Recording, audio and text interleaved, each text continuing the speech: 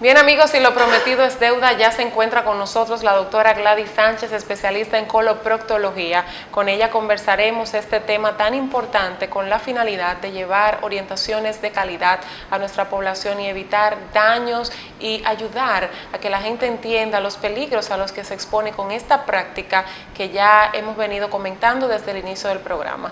Bienvenida doctora, gracias por acompañarnos. Gracias por la invitación.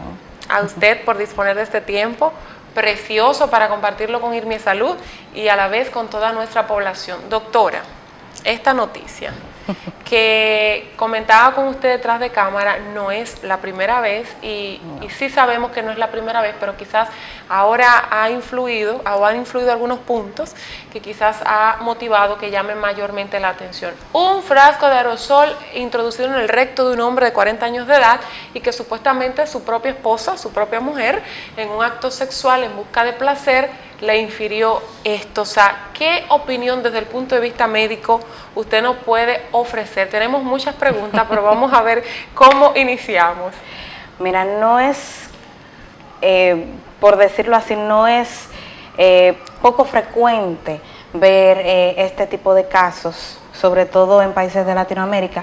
Incluso más del 90% de las personas que llegan con este tipo de trastornos regularmente a una emergencia son hombres.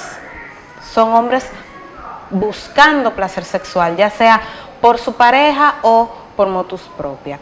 Realmente, como antes dije, la mayor parte de los pacientes que llegan con este problema llegan vía emergencia y llegan con vergüenza. Siempre con vergüenza, luego de ellos mismos tratar de extraerse y no poder lo que se introdujeron, sin saber quizá que no pueden volver a expulsarlo, no podrán expulsarlo posteriormente. Doctora, pero yo quiero que usted me diga, antes de que entremos en el punto de los daños, el peligro, los riesgos, usted que es especialista de esa materia, conoce a plenitud el área que estamos tratando. ¿Dónde está el factor detonante de placer, si es que existe, en esta área? O sea, ¿cómo es posible que un hombre pueda sentir placer de esta manera? Aclárenos eso. Claro que sí. Recordamos que el hombre tiene próstata. Y la próstata, como médico, tenemos acceso a través del recto. Entonces, masaje prostático o estimulación prostática le daría placer al hombre. Por lo tanto, la introducción de un instrumento, de un objeto, puede producirle placer. Puede producirle placer. Claro que sí, y no solamente el hombre, también la mujer, no solamente el hombre. Pero esto va a depender del gusto de cada quien. Y en el caso del hombre es por la próstata. Claro que sí. En el caso de la mujer, por disfrute sexual. Básicamente. Pero hay algunas ahí terminaciones nerviosas, doctora. Sí, claro, el área genital en general es muy inervada, sumamente inervada. En la mujer, tanto la vagina como el ano tienen muchísimas terminaciones nerviosas que obviamente, si se estimulan, pudieran producir placer. Nosotros debatíamos esta parte al inicio porque entendíamos que pudiera ahí estar influyendo una parte psicológica. Claro que sí, también tiene mucho que ver con la psicología, así como quizá hay personas que sienten placer, que les gusta que le toquen el pelo, que le toquen las manos, que le toquen el pecho, hay otras personas que no. Hay personas que les gusta tener sexo anal, por decirlo así, y sienten mucho placer. Quizás, en caso de la mujer, más placer que teniendo sexo vaginal. Detrás de cámara, la doctora nos comentaba, señores, que ella en su experiencia personal ha tenido que lidiar con casos, escuche bien, porque en el caso que nos atañe en el día de hoy, estamos hablando de un frasco de aerosol. La doctora nos comentaba que ha lidiado con casos donde ha tenido que extraer desde un plátano hasta un pepino, hasta... ¿Qué otra cosa, doctora? Explíqueme, porque es que aquí hay un asunto como que se mezcla morbosidad o fantasía. ¿Cómo pudiéramos denominarle a eso? Realmente esto va a depender de la práctica de cada quien. Tiene algo que ver, como hablamos, con algo de psicología, pero también depende del gusto de cada quien.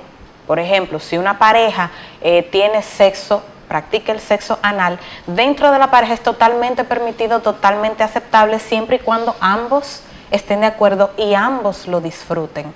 Ahora bien, llegar a tener un fetiche con un objeto, de introducir un pepino, un plátano, algo que tenga forma de pene, por decirlo así, o algo que pueda estimular el área, pues ya es otra cosa y puede ocasionarle daños si no se hace con el debido cuidado, ya que hay objetos destinados para eso. Ahora bien, un desodorante, un bombillo que puede romperse, también quizá no sería el caso parecido, pero personas que utilizan el área anal, el área rectal como transporte de drogas también cabe destacar que es importante, ya que puede ocasionar igual daño. Entonces vamos a entrar también en ese punto de los daños, pero antes hablemos del tamaño. El tamaño de los objetos, de los artículos que usted ha mencionado varía. En el caso particular de la noticia más reciente, que hablamos de un frasco de aerosol, de ambientador, estamos hablando de un tamaño considerable. Claro que sí. Doctora, es que yo no puedo concebirlo como en mi cabeza, o sea, claro que debe de haber lesiones, me imagino. Hay lesiones, de eso, tanto externas como internas. El ano puede distenderse hasta cierto punto. ¿Pudiera eso establecerse una longitud específica? ¿Usted pudiera ofrecernos longitud del canal anal son 2 a 3 centímetros. El recto mide aproximadamente de 10 a 15 centímetros. Estamos hablando de casi 20 centímetros, por decirlo así, desde el margen anal hasta la parte superior del recto. Más o menos esa es la longitud. Okay. Ahora, ancho puede distenderse 2, 3 centímetros, quizás más, previa estimulación y previo ejercicio. Recordar que el ano no tiene la distensibilidad como la vagina. La vagina, por ejemplo, en el caso de nosotras las mujeres, cuando vamos a dar a luz, se distiende de una manera tal que la cabeza y un bebé completo puede salir. No pasa lo mismo con el ano. El ano tiene una distensibilidad limitada y si sobrepasa esa distensibilidad, obviamente hay daños. Daños, doctora. ¿Qué tipo de daños? Pueden haber daños externos, dígase visibles en la piel, en la región perianal, como en la región interna, dependiendo del instrumento que se usa y dependiendo de la fuerza con que se introduzca. ¿A la próstata puede afectársele? Que está ahí en esa zona. Puede afectársele, como te dije, dependiendo de la fuerza y de la intención. Estamos hablando de algo voluntario. En caso de que no sea voluntario, que sea un trauma, una persona que caiga sentado sobre un objeto sin quererlo, obviamente va a resultar bastante lesionado. Ya. No solamente la próstata, sino también el intestino como tal. ¿Qué se hace en esos casos? Cuando llega la persona con esta situación, se va directamente al quirófano. ¿Cuál es el procedimiento? Sabemos que es quirúrgico, pero exactamente ¿qué se realiza? Depende cuál es el objeto y el tamaño del objeto. Por ejemplo, un objeto que sea relativamente pequeño o delgado y que se encuentre al alcance de la mano del cirujano, del tacto rectal, por ejemplo, puede extraerse manualmente siempre y cuando el paciente colabore, también obviamente bajo sedación muchas veces, porque le resulta ya doloroso. Regularmente el paciente ya ha intentado extraérselo y se causa daños previo a esto.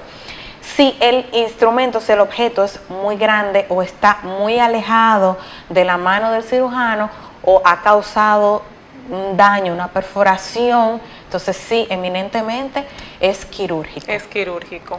Esos daños que, bueno, quizás se pueden resarcir, pero hay algunos que no, que son a largo plazo, como por ejemplo puede afectar la parte de la evacuación, la facilidad de evacuación de la persona. Hay algunas lesiones que pudieran quedarse. Son crónicas, sí.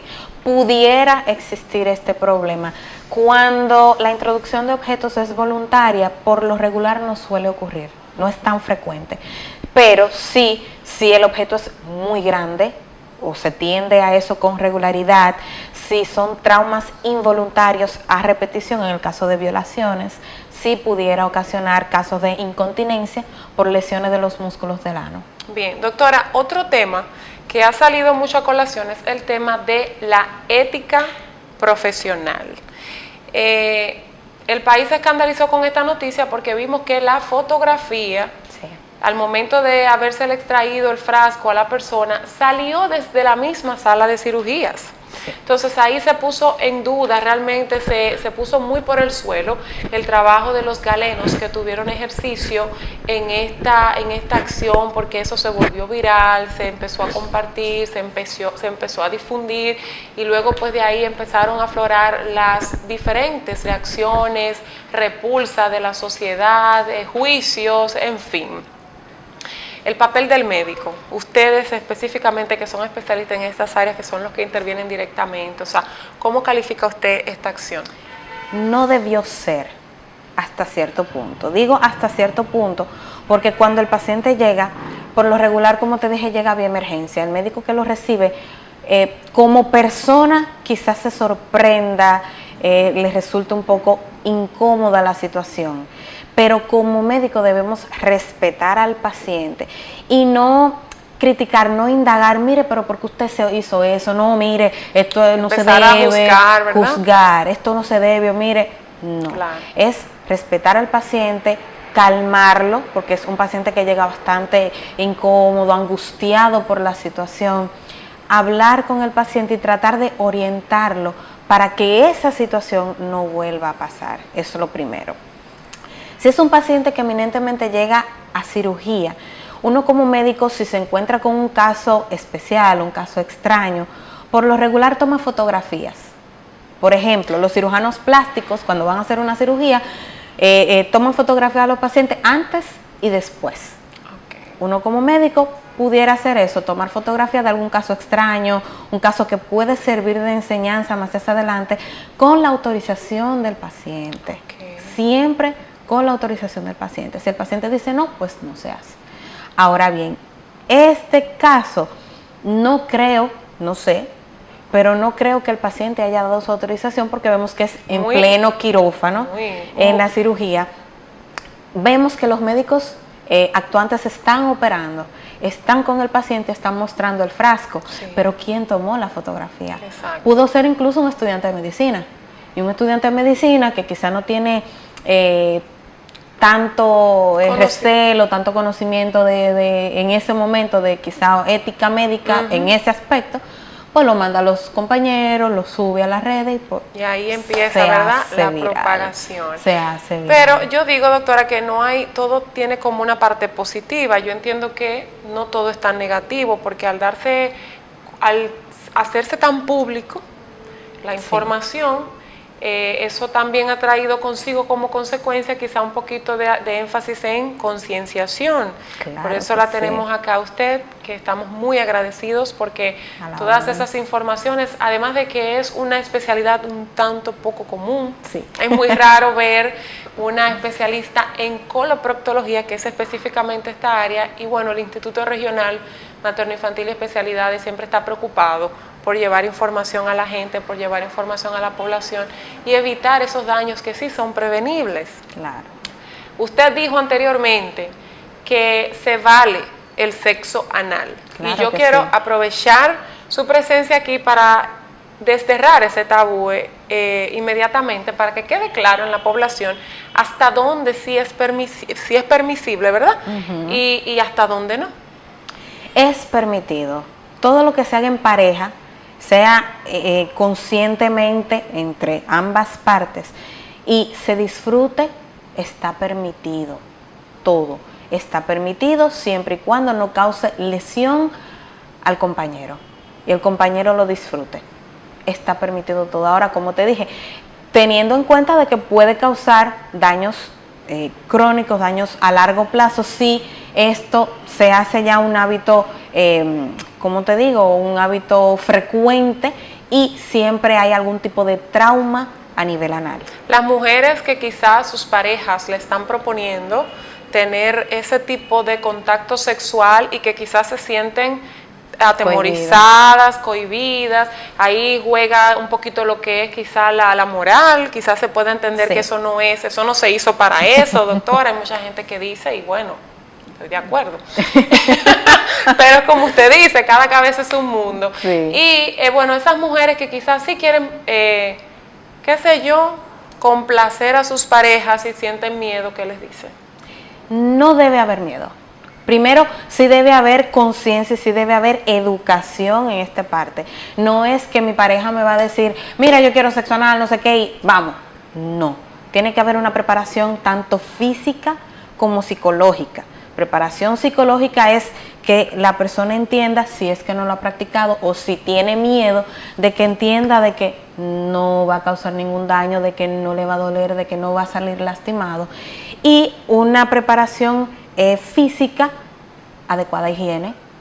En este caso, si es sexo anal, se aplican enemas antes de, para evitar que en el caso de la mujer, si el hombre la penetra, el hombre pueda salir entonces porque todo eso, todo eso se todo piensa. eso, no, y qué bueno, doctora, que la tenemos y llevar estas informaciones de calidad, porque por la falta de conocimiento perece la gente. La misma Biblia lo dice.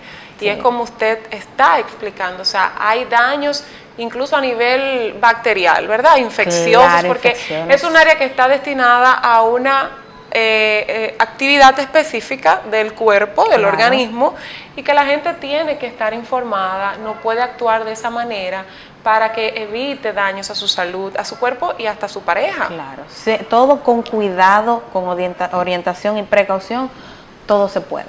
Doctora, no me queda más que agradecerle. Han sido unas explicaciones que no tienen precio, señores. Gracias de verdad por disponer de su tiempo y ofrecer estas importantes explicaciones. Dígame un número de teléfono donde si quienes nos están mirando desean consultar a la doctora Gladys Sánchez, sea porque tomó la decisión de tener su relación anal con una persona, o sea, con su pareja, porque las cosas hay que llamarlas de manera clara, para eso estamos, para hablarle clara a nuestra población, o quizás tiene algún problema, ya se causó algún daño por falta de información. Usted vaya donde la doctora Gladys Sánchez, que ella le informe, que ella lo prepare si ha tomado la decisión, para que usted tome las medidas adecuadas, vaya a su práctica sexual que ha decidido, pero lo haga de una manera segura. Dígame, doctora, un número de teléfono. Teléfono 829-713-1158. 829-713-1158. 1158. Doctora Gladys Sánchez, especialista en coloproctología. Con ella estuvimos conversando este importante e impactante tema en exclusiva para toda la población a través del Instituto Regional Materno Infantil Especialidades. Gracias, doctora. Será hasta la próxima. Gracias. Continuamos.